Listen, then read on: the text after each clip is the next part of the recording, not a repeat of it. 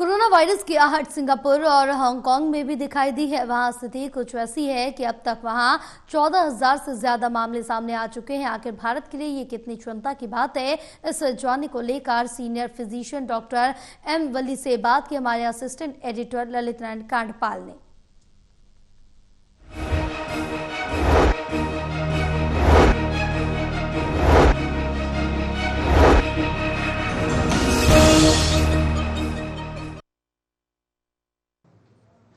कोविड-19 के मामले जब हमारे देश में आए थे उस वक्त कितनी त्रासदी फैली थी ये बात सभी जानते हैं। लेकिन एक बार फिर कोविड-19 के मामले हांगकांग और सिंगापुर में सामने आए हैं। अब सवाल यह है कि सिंगापुर और हांगकांग में जो मामले सामने आए हैं, क्या वो वेरिएंट इतना ताकतवर है कि वो भारत में भी आ सकता है? क्या वो वेरिएंट भारत में इतना असर दिखा सकता है? इस पर बात करने के लिए हमारे साथ मौजूद हैं सीनियर फिजिशियन और मेडिसिन के माने जाने डॉक्टर एम वली। उनसे बात करते हैं। डॉक्टर साहब, मुझे ये बताइए, आपने देखा कि जो वेरिएंट आया है उस वेरिएंट की क्या इतनी ताकत है कि वो पूरी दुनिया में अपना असर दे सकता है या हमारी ईस्टर्न देशों में अपना असर दिखा सकता है? हाँ, पहले दुनिया वाली बात क्लियर कर देता हूँ। कोविड का जब प्रसार हुआ था तो शुरू में बताया नहीं गया था। इवन WHO ने नहीं बताया था कि मास्क लगाओ, आपको याद होगा। तो खूब प्रसार हो गया था इसका। प्रचार से पहले प्रसार हो गया था। और आपको याद होगा चाइनीज़ ने कैंपेन चलाया था हग वाला। डू नॉट हग। जी नहीं, इटालियंस के यहाँ जाके इटली के लोगों को तो फैला था ना, तो हग एन इटालियन।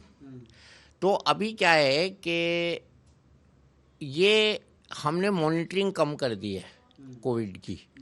और आपको ये भी याद होगा कि इस सीज़न में बहुत लोगों को फ्लू लाइक इलनेस हुई है, जिनके सारे टेस्ट इंक्लूडिंग कोविड नहीं हुए हैं। हम बायोफायर से एक आध बार कर लेते थे, वो वायरल आ रहा था। तो कोविड भी एक वायरस ही है। तो इसकी मैसिव स्क्रीनिंग तो अब नहीं कर सकते। और प्रिकॉशन मास्क की है वो भी छोड़ दी है लगभग हमने। तो ये दोनों गलतियां हो रही हैं। तो इसके अलावा जो आपने अभी सवाल पूछा है कि हांगकांग और चाइना वाला कोविड लाइक वायरस जो है वो नया वेरिएंट है, ये बात ठीक है। उन्होंने आइसोलेट किया है, JN1 की वैरायटी है ये, और इसका आइडेंटिफिकेशन LF7 और NB1.8 है। और ये सेवेज से आइडेंटिफाई हुआ है, सेवेज वाटर से। और हम लोगों के टाइम में सेवेज से फैल रहा था, ये हम मल्टी स्टोरी बिल्डिंग वालों को हिदायत दे रहे थे। तो सेवेज वाटर में कहीं ना कहीं इसका रिजर्वायर रहेगा और आगे भी कोविड होगा। ये हमने पिछली बार भी कहा था, Covid will be part of society like HIV। तो ये वही पार्ट कंपोनेंट हम देख रहे हैं। We have to live with COVID हम कहते थे। तो बहुत सी चीज़ें जो कहीं थी वो अब देखने में आ रही हैं। और ये माइल्ड इन्फेक्शन होगा और ये लाइफ थ्रेटनिंग इलनेस नहीं होगी, एक्सेप्ट कि किसी में बहुत ज़्यादा इम्यूनो सप्रेशन हो। तो क्या हमको प्रिकॉशंस किस स्तर पर लेने की ज़रूरत है? अब सवाल ये है कि आपने कहा कि होगा तो सही, लेकिन उस लेवल का नहीं होगा एक तरह से। हाँ, देखिए ना, मैंने अभी तो ये रखा हुआ है और मैं यूज़ कर रहा हूँ। अभी मैंने सुबह से 3 बार यूज़ किया है। Hand sanitization, hand hygiene, distance, और ये सब चीज़ें जो हम कर रहे थे, हमको उस पर वापस आना पड़ेगा। और ये बहुत बेसिक चीज़ें थी। और मैं बार बार कहता था लोगों से कोविड के पीरियड में कि जब हम डॉक्टरी पढ़ रहे थे तो हमारे बॉस एक चिलमची लेके चलते थे, उसमें सेवलन का पानी होता था और हर मरीज़ को देखने के बाद वो हाथ धोते थे, टॉवल से साफ़ करते थे, तब दूसरा मरीज़ छूते थे। तो हैंड हाइजीन का इसमें बहुत इम्पोर्टेंस है। और अभी भी मैं कुछ समझदार लोगों को देख रहा हूँ वो मास्क का प्रयोग कर रहे हैं। और तीसरा तो वो है ही 2 गज की दूरी वाली सावधानी, हैंड सैनिटाइजेशन, मास्क का प्रयोग। और फ्लू लाइक इलनेस होने पर हमको टेस्ट करा लेना चाहिए अगर हमको लग रहा है हमारी तबीयत ज़्यादा ख़राब हो रही है। अभी लैब्स कोविड का टेस्ट कर रही हैं, ऐसा कुछ नहीं है। बट चेस्ट वगैरह में उन लोगों को सिम्टम मिल रहे हैं जिनको पहले बहुत ज़्यादा कोविड हुआ था। तो एक चीज़ ये भी चल रही है अभी, जिसको हम काफ़ी याद नहीं रख रहे हैं अच्छे से, कोविड लाइक इलनेस के अलावा पोस्ट कोविड सिंड्रोम। तो पोस्ट कोविड सिंड्रोम, जैसे मैंने अपना अभी CT कराया, तो मेरे CT में कोविड की चेंजेस बाकी हैं अभी। मुझे बहुत घनघोर कोविड हुआ था।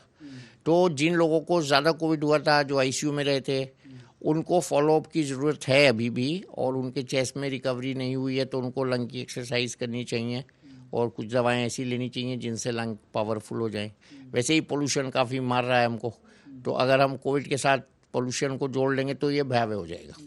सिंगापुर में अब तक जो है 14,200 मामले सामने आ चुके हैं।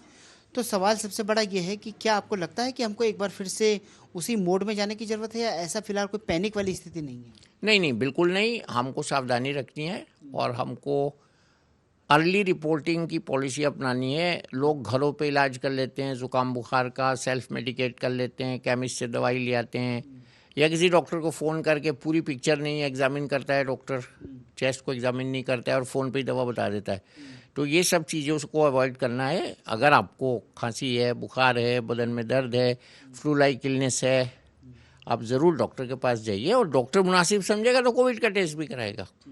लेकिन वेरिएंट उतना सक्षम नहीं है पहले जैसा। इसमें यही रूल मैं देख रहा हूँ कि जो भी वेरिएंट बाद में आए वो हल्के हैं और वो हार्मफुल ज़्यादा नहीं है, अनलेस मैंने कहा कि इम्यूनो कॉम्प्रोमाइज़ ज़्यादा हो पेशेंट। लेकिन आप ये कह रहे हैं कि लोग खुद अपने स्तर पर सावधानी बरतें, मास्क का इस्तेमाल करें और अगर हो तो डॉक्टर का संपर्क। हाँ, कोविड एप्रोप्रिएट बिहेवियर तो हमेशा के लिए था ना, उसमें ये थोड़ी था कि आप 2025 में छोड़ दीजिएगा। How can we dispense with hygiene, sanitization, 2 metre की दूरी, मास्क, और मास्क से तो सारी बीमारियों का हल है। और पोल्यूशन से बच जाएंगे, अगर बीमारी भी नहीं है एटमॉस्फेयर में तो पोल्यूशन से तो बच ही जाएंगे। तो मास्क बहुत ज़रूरी है और मास्क एक हाइजीनिक चीज़ है। तो कुल मिलाकर डॉक्टर एम वली बता रहे हैं कि ऐसी कोई घबराने वाली बात नहीं है। ये वेरिएंट भी उतना सक्षम नहीं है कि ये पहले जैसे ही एक तरह से तबाही लेकर आ सके, लेकिन फिर भी ज़रूरत इस बात की है कि हम सावधानी बरतें और जिस तरीके से हम घर पर ही इलाज कर लेते हैं चीज़ों का, उससे बचें और अपनी सावधानी पूरी बरतें। कैमरा पर्सन विद्या दरबारी के साथ ललित नारायण कांडपाल, टोटल न्यूज़, दिल्ली।